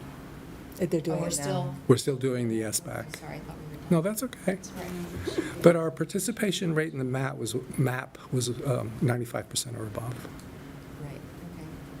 So I anticipate that our SBAC participation will be high as well. I haven't been hearing No, about I a was lot. just worrying about, our COVID rates versus our testing rates. Yeah. I can tell you that it is 100% being impacted. I do not know if we're going to fit everybody in for June 3rd. We're having a tough time making up the assessment. So my favorite question is about testing and how often we test. Yeah, a lot. Do you want to chat now about that, or do you want to Well, I can give you my thoughts on it. next week about it? So here's the thing. When I got here, just going to tell you a little story. When I got here, we were doing the DRP 3 times a year, the ERB 3 times a year, and the Gates McGinnity twice a year. When you added all that up, it was 12 hours of testing. Those results were never shared with parents, and they were never used to inform instruction. We did an audit of our assessment system, and we have cut that amount of time in half. That information is immediately available, it's very actionable for the teachers, and it's shared with parents. My worry about decreasing it anymore would be that teachers don't have the information they need to do the kind of work that will produce the growth that we've been seeing. Now, that said, I'm open to more of a discussion about it, but we may need to have a eyes wide open discussion about what the impact of decreasing the assessments might have on student achievement. I think for me, it's like a balance between instructional time and it seems to me that there's been a lot of testing in the past 2 weeks and Yeah, so you know what my advice would be? Get rid of the SBAC, get rid of NEEP, and get rid of Next Generation Science. Love it. Because Done. Good. The MAP is actually just as technically sound as those tests, is more actionable for our teachers because they get the results right away. And so why are we doing MAP and SBAC? And I know we don't have to have this conversation Well, I mean, the tonight. SBAC is a state requirement. Right, so but don't we have cannot control. get out of that at all. No. And does it have to be back to back? I mean, that's our accountability test. We use the spring map because our teachers write goals against the map Right. in the fall, and so that's the. But from a timing perspective, like MAP was, I feel like it was right next to each other. They were very close. Yeah. Yeah, because we want to make sure we're getting the results Right. that will predict the SBAC, right? And you're trying to hit the point of the curriculum where, most of the way. Most of the way to the Construction. Even the SBA, we push to the far end of the window for the same purpose, because we want to give our kids as much of a leg up on this as long as possible. I will agree though with Jen that it feels like it's a lot. I don't know what the Yeah. answer is, but I think the only thing I'm really thinking about is the grades 3 through 8. Those are the ones that have to take ESPA, and it's always on the heels of MAP. Mhm. So by the time some of our kids get to Mhm. ESPA, they're kind of checked out. I hate to say Yes. that, but they are. It's also the end of the year, right? So they're coming on 2 weeks ago, they've just done Right. MAP or whatever, and now. So the only thing I'm interested in trying to get rid of is the third mapping for those groups. And to, move our spring map maybe a little bit later, or however you guys wanted to try it, because you guys are also now doing IABs, which we weren't doing previously. So, and they're also doing all of their unit testing. So, like pre or post or whatever it is, depending on grade. But there should be enough information for our teachers to go based on in terms of how our kids are doing and how to project growth or what our next step should be Yeah. without having to administer. Yeah. Again, I'm open to the discussion. I'm more concerned about the secondary level because they don't have the level of data that the elementaries have. But we can have a discussion about it. Again, I just want to go into this eyes wide open, that it's going to impact our ability to inform instruction and track kids across. Maybe what would be helpful is if I were to maybe show you the power of the map and the things that we see with kids over time, and the things that teachers can do with it before we make a decision to drop any of it. Chuck, as part of that conversation too, I think we need to, want to be careful about not separating assessment Yes. from the instructional process, and we talk about assessment as instruction. These are, Yes. it's not simply taking a test, or at least it shouldn't be simply Right. taking a test. These are they're independent instructional experiences. I agree. I don't think our kids see it that way. No. I think they walk into it as some of them as like big balls of nerves and Anxiety. right? And here we go again doing all this, but we just I don't think our kids. We as adults maybe understand it, but our kids don't really understand it. And I think that's again maybe just some of the disconnect with. And also, one thing we've talked a lot about in teaching and learning is the map. There's no way it's still taking, what do you think, 6 hours? What's your, Well, it depends upon the kids, Yeah. right? We have some kids who exceed the 6 hours because it's untimed and they have accommodations. Right. But on average, it's about 6 hours. Yeah, I think we should look into that because it seems to be, it's like. Some of our kids get done in 15 minutes. Right, I mean, God bless them. That's probably Well, I'm not so sure we get great results. A, B, C. Yeah. I It's think just- That's that's going to information go. we have. The Yes. map records the number of Right. engaged Rapid guessing. minutes. Yeah, it's called rapid guessing. So we can tell when kids are rapid guessing. It just seems to be going on and on. It's like, oh my God, another day of map testing, another Yeah. day of map testing. Yeah. But we don't have to, this is bigger than Yeah, so tonight, but. I do have some concerns about how the map is scheduled, and I've been discussing with my testing coordinator about perhaps being a little bit more heavy-handed in how it's scheduled. Yeah, I think that would be That would be something. awesome. Yeah, that would be awesome. I'm getting holes burned in my head from the people behind me saying. Oh, sorry. All right, would you like to move on to the, Speaking of those Okay. we'll start with Kathy. Oh, well, thanks. Okay, so just to let you know, like Chuck, I did write out a script for tonight because I could just gush and gush and gush, and I knew by the time we went it was going to be kind of late. So you're welcome. It'll be a little bit shorter. But I do have to share a tiny bit of good news because I love sharing a good story. Our mother duck, who comes back every year to our outdoor learning center, hatched her baby ducklings, and so there are 11 tiny baby ducklings swimming around with Mama Duck in the outdoor learning center. send a picture? Driscoll, I should have put the video in the. I know that's probably really all you want to see, but I'm going to share some other stuff with you. So there we go. So. Our motto at Miller Driscoll School is celebrating our stories. So now that you've heard all about the numbers from Chuck, I want to give you information that tells the story of our strategic improvement plan throughout this very unpredictable year. And I am going to read from this script to save us all some time.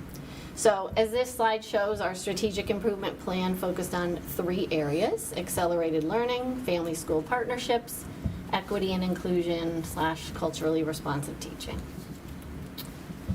So we're going to start with accelerated learning, and as you heard when I presented to you the first time this year, each classroom teacher has an electronic data workbook they use to track student data on classroom-based formative assessments. So on the bottom left is an example of a portion of one that shows how teachers have been tracking data on running records throughout the year. It's just a small sample, but it does show how we value that teachers are giving running records multiple times as opposed to particular times of the year to then turn it into myself or central office. They're actually tracking it over time to, again, use it as to plan their instruction. Teachers use data from their data workbooks along with student work samples to plan responsively throughout the year. In addition, this spring, we revisited the work we started before the pandemic on learning targets, and we added to it via criteria for success. So teachers took learning targets they were using and developed criteria for success that help students understand exactly what was expected of them in a lesson, in a unit, in a small group, so that they could be a part of that learning team. This definitely contributed to their self-efficacy because then instead of waiting for the teacher to tell them they were successful, they had a good idea as to when they were successful. So I gave you a couple of examples up here. One was from grade 2, from a nonfiction unit. But even as far down in preschool, we did the very same thing. So the kids scored themselves and moved themselves up a student rubric around rhyming in preschool. I had a video, but I didn't put that in either. But another day we'll show it to you. It's super cute, the kids talking about where they are. So, okay, good turn. Another way in which we planned responsively was in our use of formal and informal interventionists. So intervention paired with detailed progress monitoring was used to accelerate learning for students performing below benchmark. On this slide, you can see some examples of progress monitoring. So top left is some very detailed phonemic awareness information, as well as phonics and phonic blending, which is a new assessment we started this year. On the right, that's some progress, just a portion of progress monitoring from one of our interventionists, which again shows running record progress and how often that's done. And then on the bottom left, this is one of my favorite reports from the MAP, the quadrant report. This is from one of our interventionists, and the goal is to be in the top right quadrant, which is high achievement and high growth.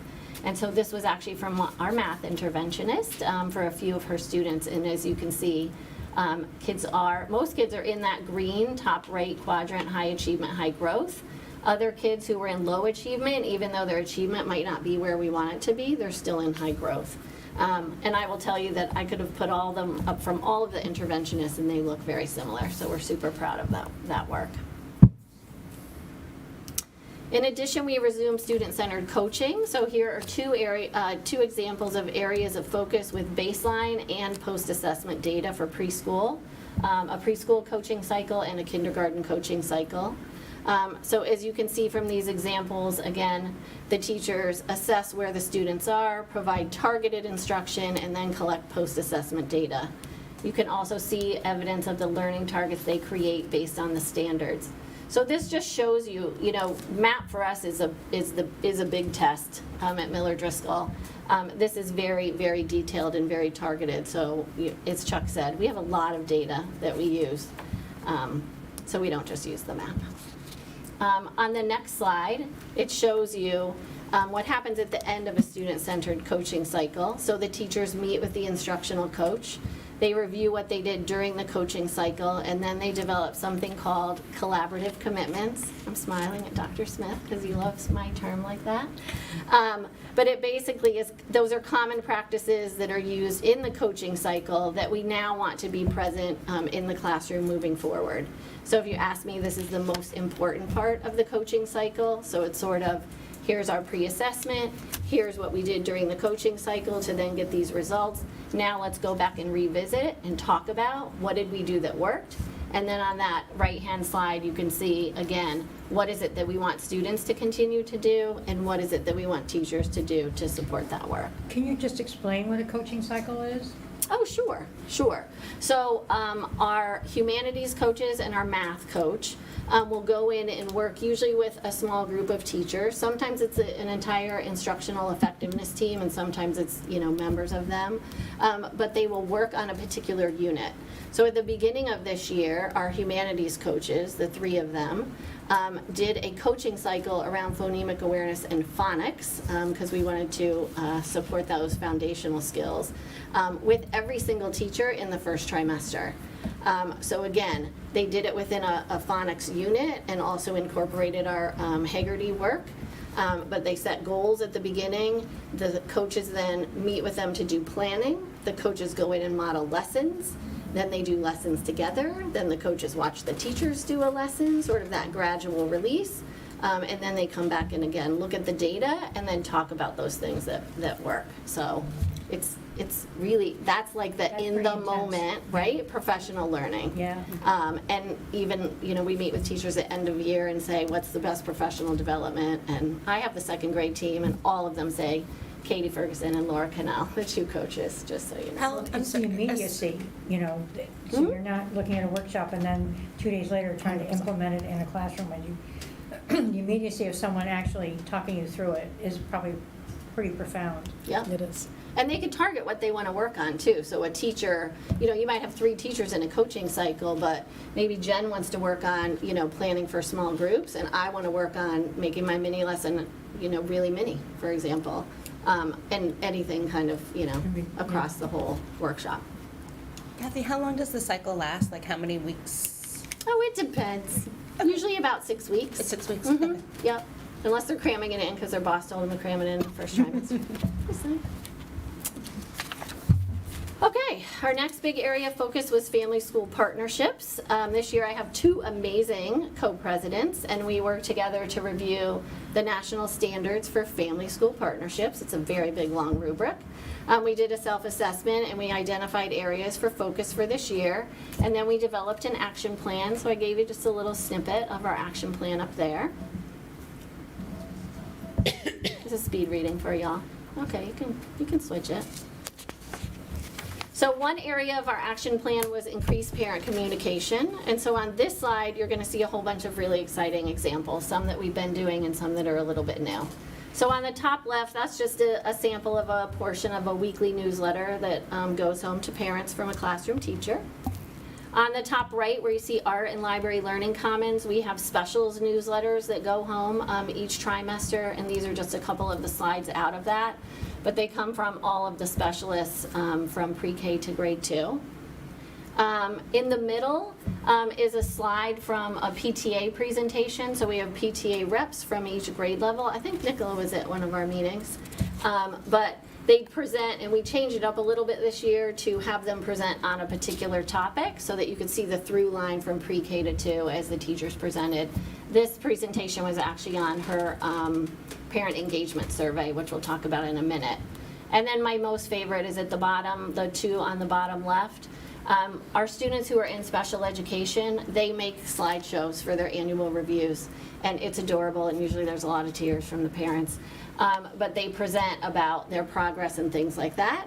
And some have the teachers present it for them, but some of our second graders actually come to the meetings via Zoom and are very, very proud to present their work. So we love that. This is just a slide of some of the samples of parent workshops that we've done this year. Some have been during the school day, some during PTA meetings, some in the evening, so that we can kind of accommodate as many parents as possible. Our third area of focus was equity and inclusion, and we developed and distributed a parent engagement survey earlier this year. And teachers then, after we gave the survey, took the opportunity to review the information, and they developed an action plan, so you can see again some chunks of it up here, but to look for opportunities for how we can use the information to increase our parent engagement, look at curriculum connections, and look at some additional work we could do with equity and inclusion. So again, they came up with a lot of ideas. Every single teacher did it. Every single specialist contributed then to it. And again, we also developed this year around kind of November, December, some resources for teachers to use to have discussions about the religious diversity that we have in our school. So that's something that we kind of have not done. We've celebrated snowflakes, has been the case at Miller Driscoll, but we did some very different things this year to, again, be able to celebrate, based on this survey, the religious diversity that we have. So that was exciting. And then I'm almost done, I promise. One of the best ways to address diversity is through the use of children's literature. So work started in the summer of 2021 to identify and develop plans for read-alouds using culturally diverse texts. One of our instructional coaches, Rosemary Rich, did a whole workshop for parents on using culturally diverse read-alouds, which was great, and the parents were very much into it. This work will continue. We're going to do more planning in the summer, and then this is something that we, continue to weave into our academic units. So, last but not least, I will say this has been a difficult year with absences of teachers, students, and support staff, coupled with a shortage of subs. There has definitely been an impact on what we could do. In addition, the mental health and the behavioral needs of our students are great. Every single child in our school has been impacted by COVID for their entire school career. So just think about that. Get a little choked up on that. It's a little sad. So while some might think we can spend 1 year catching up when it comes to unfinished learning, that is not the case. The impact is great, so this will take time. And last but not least, as I think about yet another school tragedy, I want to take an opportunity to underscore the importance of social emotional learning and mental health support in all of the schools. I applaud our teachers and staff for all they do to teach academics, but I want to thank them even more for their caring and support to raise kind and caring human beings. I did it. Did it. How many minutes was that? That's not bad. Very well. I'm happy to answer any questions. What was the best thing that happened this year for you? The best thing that happened this year for me. I think similar to last year, I think my teachers and my staff have banded together. So in the midst of a pandemic, in the midst of people going out, in the midst of people stepping up to the plate to do jobs that are not really like technically their job, I think that's the best thing. So when you ask somebody to cover, sometimes you don't want to get the like, No, not me again. but they don't say that. They're like, what do you need? We had a teacher who had to go out, and when I reached out to people over April break, every single one, whatever you need, whatever students you need me to take, whatever you need me to do. So That's great. they continue to impress me, even given everything that they have to worry about. So it's impressive. Can I ask what you hear from teachers in terms of sort of building on what Pam just asked? What have they appreciated the most in terms of either resources or professional development or coaching or whatever? And then what do they want more of, or have they found a little bit frustrating? Like, I need more X, Y, or Z, and I could do even more. Right. I think all of the teachers, all the classroom teachers for sure, very much appreciate coaching. Because again, like Pam said, those coaches are in the classroom, they're doing the work with them. And it is very much targeted to what each individual teacher needs. And like I said, when we ask them at the end of the year, that I think they think it's the best professional development. We've had huge struggles this year when it comes to mental health, and Jen and I have had similar issues with having staff on our mental health team out for significant amounts of time. And it's not anybody's fault in the district, because you can post positions, but there's nobody to even fill those positions that are empty. So that mental health support is tough, because our mental health staff is reacting, right, to things that need to be taken care of every day. But when they do that, which is a support to the teachers, it takes them away from doing the proactive things that we normally do. So I think that's the piece that's been the most challenging. So usually our guidance counselor is going in and doing lessons, and our psychologists are going in and doing series of lessons, and that just can't happen. It just can't happen. Like there isn't enough time in the day. So I think that's been that's had a huge impact, for sure. Okay, thank you. You're welcome.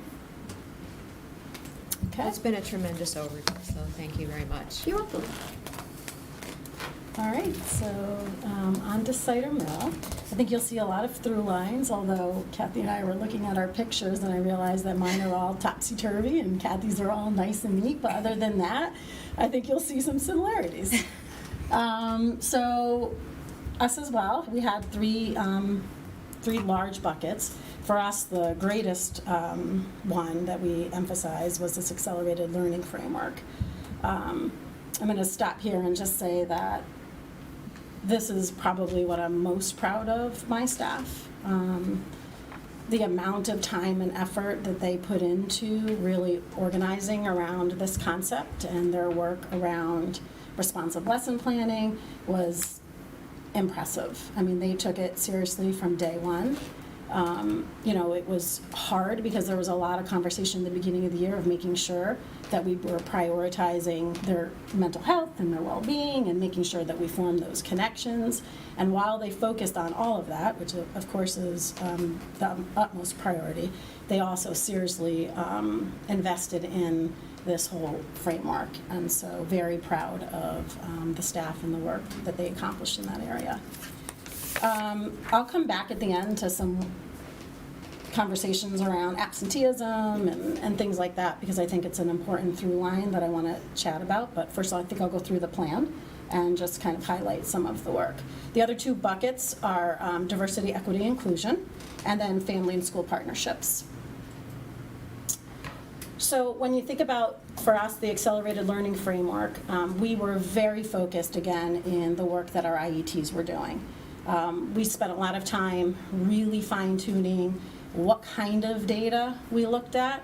So for example, we started off the year really looking at, from week to week, what data was the most critical. So for example, at any given time in math, was it the end of unit assessment? Was it in the beginning of the year? It was the fall map. What was the data that we really wanted to be looking at across the school? Throughout the year, there was a lot of FIABs, which is the state kind of like formative assessment that matches the SBA test. So we integrated a lot of that. And so we were very intentional so that during our leadership meetings, kind of across the school, we can kind of look for patterns and trends. Kathy mentioned the running records, and so you can see this is just like a little, I just tried to pull a bunch of different little things that we did, but there's an example here about how we were looking across the multiple administrations of the running record too, to see, what kind of patterns, what kind of trends. So just being very focused on the type of work that was happening in our IATs this year. Okay. Again, I think you saw some of this with Kathy, as some samples of the data workbook and how we looked at pre and post test data. MAP is definitely not for us the be all end all. We have a lot of formative assessment that we use to focus our instruction.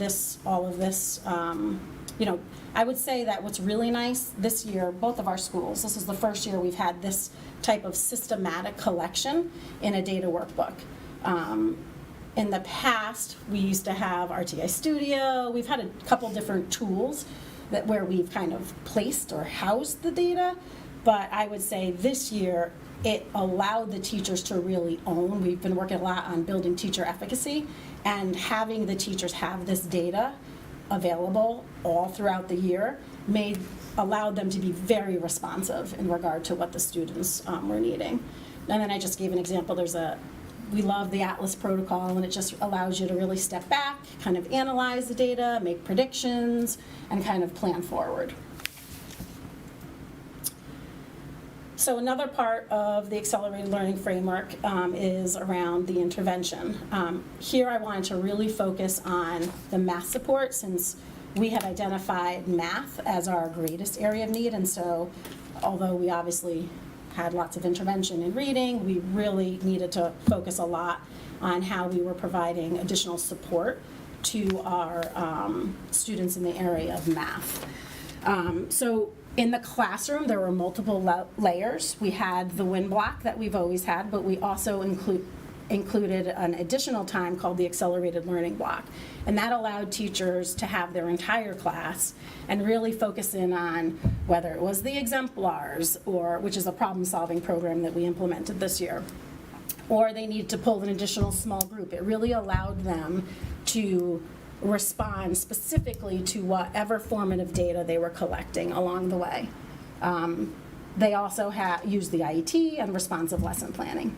The additional layer of support that we had were it's really 4.45 folks, but in our school, because we couldn't find one for a long time, it was actually 2.45, and then we ended up in late October getting a full-time person.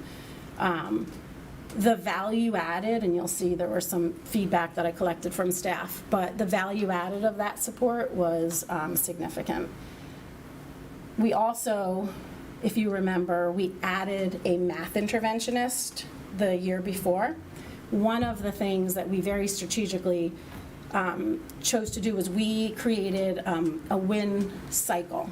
So what that meant was looking at our pre-test data. So every unit, whether it's in reading, writing, math, we have pre and post-test data. For math, what we did was we looked at the pre-test data. We had the teachers give it like 3 to 5 days before the actual unit began.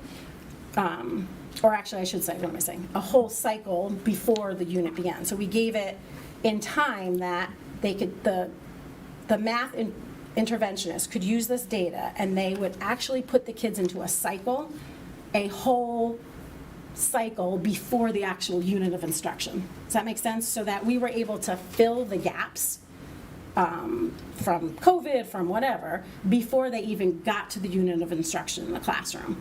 And we do believe that that had a very significant positive impact on our learners. If you look at the growth data for students pre-post who participated, it was significant. It's hard to, we were trying to think about how to show the data.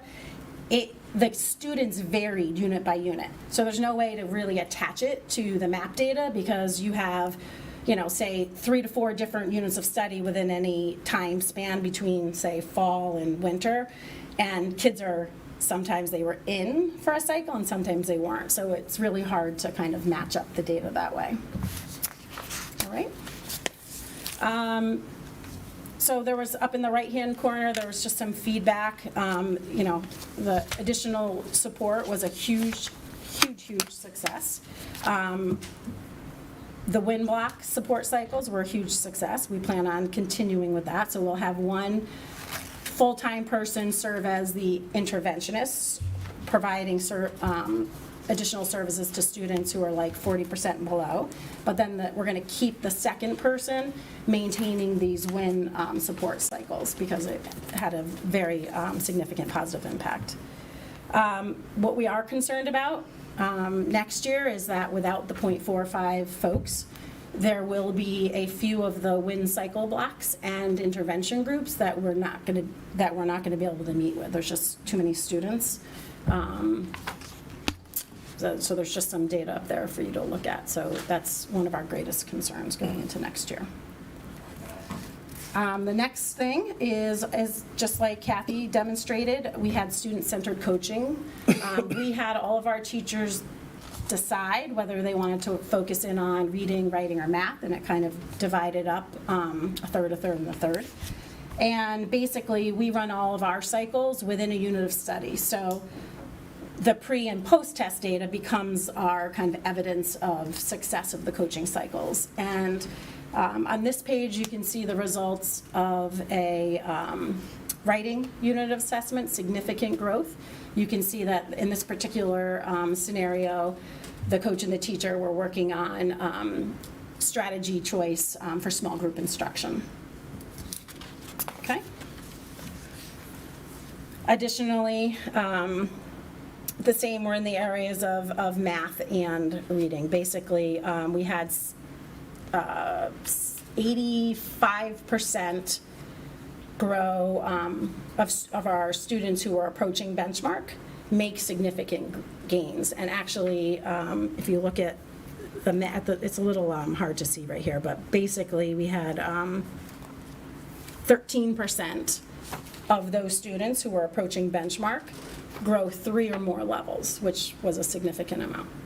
So all of our coaching cycles demonstrated some significant growth.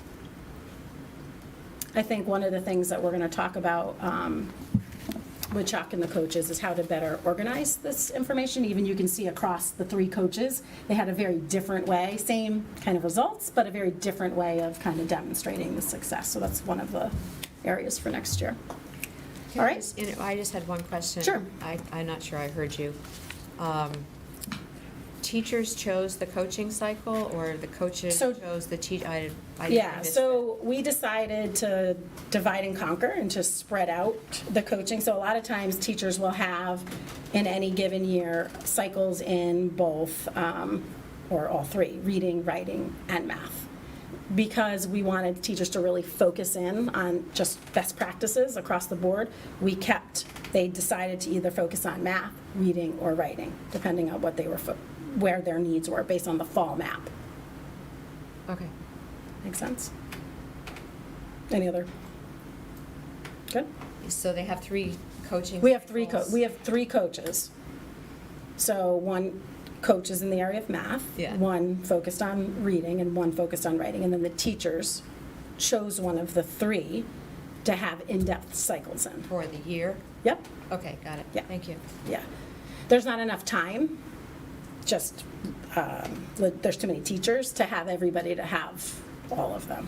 Okay. You wouldn't be able to do a full cycle. We made the decision to do full cycles, coaching cycles within a unit, rather than doing 2 to 3 week units in everything.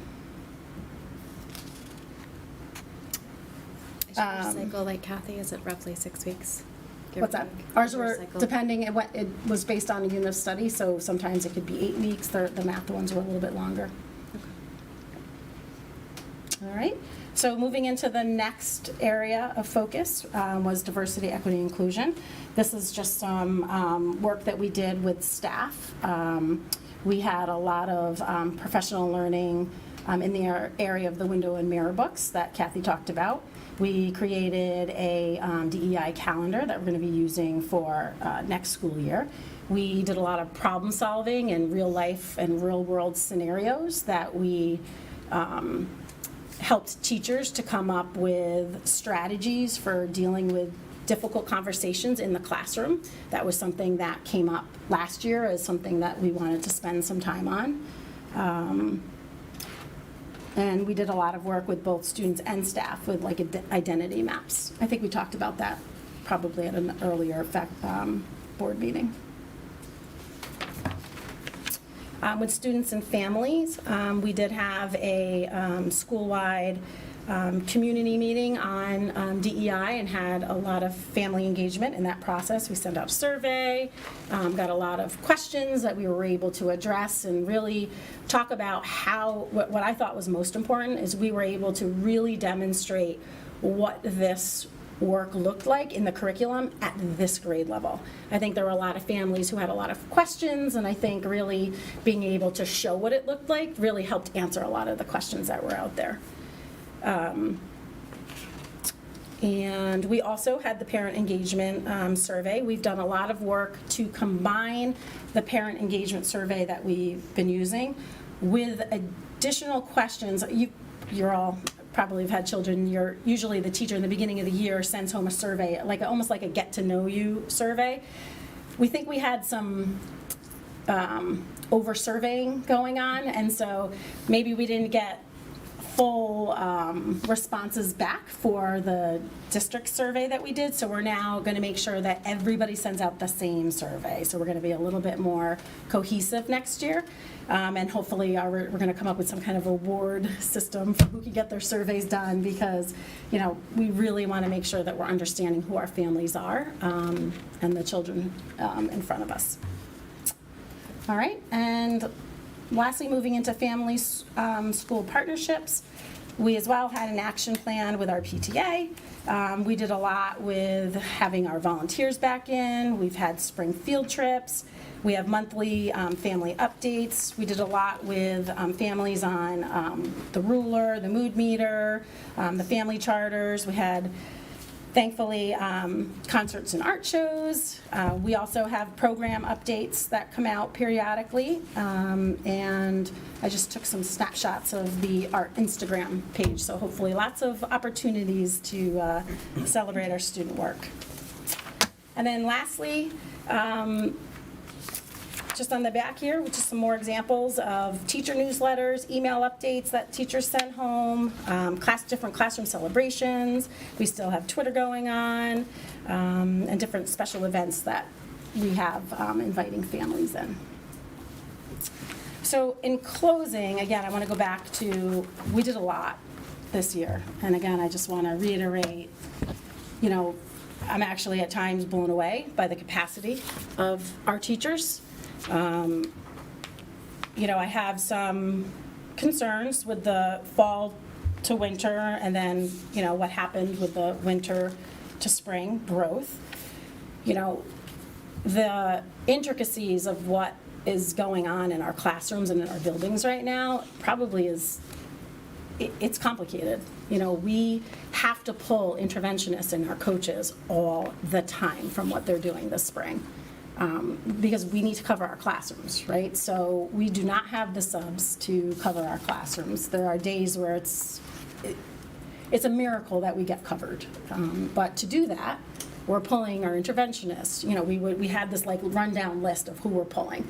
You know, Debbie Cowick in the office, like literally has like a list of who to pull. And it's been impactful. So we have the staffing issue. You know, there is a lot of testing, and yes, a lot of these assessments that you see in here are assessment for and of learning, and they're very connected.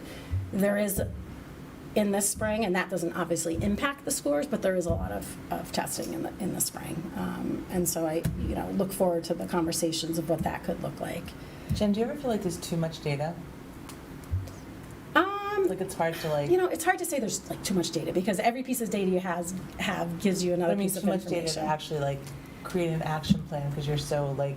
No, because you're looking for patterns and trends. Like it's just what has to happen to get the data. Like if you could miraculously get the data without like doing it, that'd be fantastic. So it's not, you know, I think we've gotten really good at using the data. I appreciate the question, like. But you're always looking for patterns and trends on all of the data. So I can't say maybe there's not enough time to use all of the data, you know what I mean? Because teachers only have so much time. And like I said, we really tried to prioritize which data points had the biggest leverage, and then that's what we spent our time and energy on.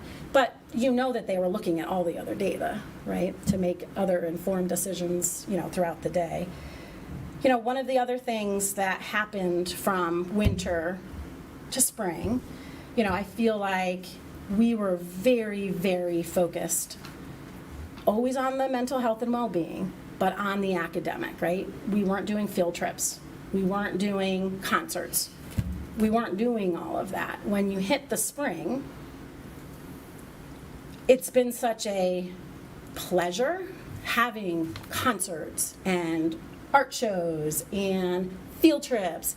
We had each grade level had at least 2 enrichment experiences, right? All of those take away from the academic learning. And so, you know, you're left with, you know, what felt so good in this spring, right? To have like normal, right? What we all love about elementary school, but there is that factor of what was different between the spring and the fall, semesters. I'm not saying that we should not I want to be very clear, that's not what I'm saying, but when you just try to think about what could have possibly impacted, it is a reality. So, you know, but again, really thankful for my teachers. I mean, it is amazing how flexible and fluid their thinking has become, and just very thankful for all of their work. Well, look what you did to just get your whole school to Middlebrook, Yeah. you know, over a weekend. Yeah, the high school, yes, and Middlebrook, yeah, we were divided, That yeah. was amazing. Yeah, they're amazing. So that's a good staff. They all saw that as a field trip. Like They every day. did. That was the So best fun. field trip today in Yeah, high school. I was very thankful. One day was fun. Beyond that, it was. So I'm just, for both of you, just as we've been talking about the accelerated learning framework and the now kind of collective data notebooks, and how some of this was put in response to COVID, but I'm just curious from a teacher and administrative perspective, because I think this kind of falls into moving forward, continuous best practices, and so like how embedded and how committed everybody is to it, and and I'm just curious of how like the teachers overall feel a success with it, or do they feel like they need more time with it, or? I mean, I think the level of efficacy around the data notebooks, we've always wanted something like that. I'm going to be honest, like it's been a struggle getting our benchmark data in a way that we could really use it. So I anticipate that being a COVID response that will 100% change. I mean, we have the format. Teachers would like the data. That, it's not a great feeling taking all these assessments and then not being able to look at and use and make sense of the data, right? So the sense of efficacy around that, I think, grew across the year, but I can imagine they would want to continue it at our school. Well, and everybody can see it. So I know, like Dr. Smith ended up in our building a couple Friday, just out of happenstance, when we were having SRBI meetings at second grade. And so we can pull up and everybody can see that it's like, here's where this classroom of students are on a running record, on a phonic blending assessment, on a developmental spelling assessment, on their math, so it's everybody is looking at it, and it does help when you can look across multiple data points, because we have students, and again, in second grade, where if you look in the data workbooks at where they are from a running record perspective, a running record you take sitting one-on-one with your teacher, very different than a map that you're taking where you have to maintain the stamina, you're working on your own, you're doing very independently. If I compiled the data on the data workbooks for running record, those kids are way higher than they're performing on the map.